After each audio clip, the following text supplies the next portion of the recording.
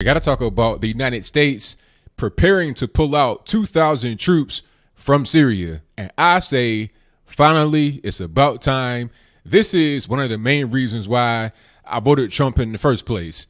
I don't want to be involved with all these foreign wars, all this foreign intervention. Let's focus on our country, our borders, and our safety rather than foreign countries, their borders, and their safety. To me, it kind of just makes perfect sense. Now, like I said, you got about 2,000 troops from the U.S. over in Syria right now, spread out in a large swath of area. And the whole purpose of us being there is to contain and defeat ISIS.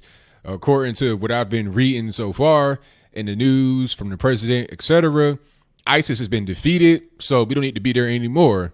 Yes, there are still little pockets of fighters.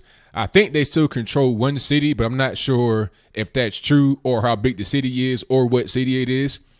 But their influence is much less than it was when we first came there. A few things to note. Number one, you have other countries that are in Syria right now, the most notable of which are Russia and China. The media will only say Russia, but China's also there. I think maybe parts of Western Europe are there, all to control or to contain the terrorism that could come about from ISIS in Syria.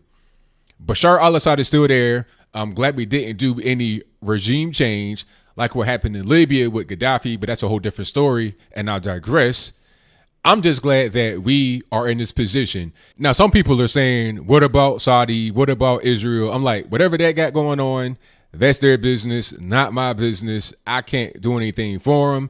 As far as the arms deals are concerned, I understand people are criticizing that because it's like, okay, you want to pull out of a particular region, but you don't mind supplying weapons to Saudi Arabia for their war in Yemen. I get where you're coming from, but at the same time, I look at it like this.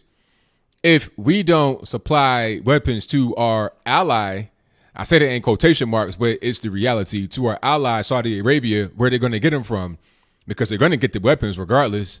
They're going to get them from China and or Russia. If we cede that to the other nations, then we start to lose influence in that particular region of the world.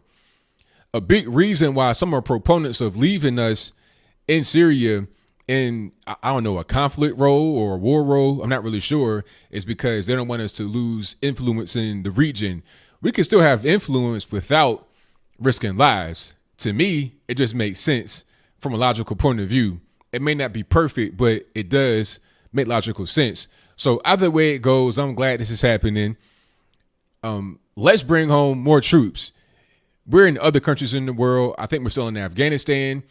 Let's bring home more troops and make this whole thing come full circle. So that's pretty much all I got. Really short video. I just want to give you that heads up, that news clip right quick. But what do you think? Do you think that this is a bad idea? Is it going to create a vacuum? Should we have deposed Bashar al-Assad? Should we be involved in regime change? What do you feel about Saudi Arabia and our ties to them? Should we have pressed them about the whole Khashoggi thing? Should we be selling them weapons that they use on other peoples in Yemen and whatnot? How do you feel about the United States foreign policy in general? What do you feel about us being involved with foreign intervention when it does not really help us?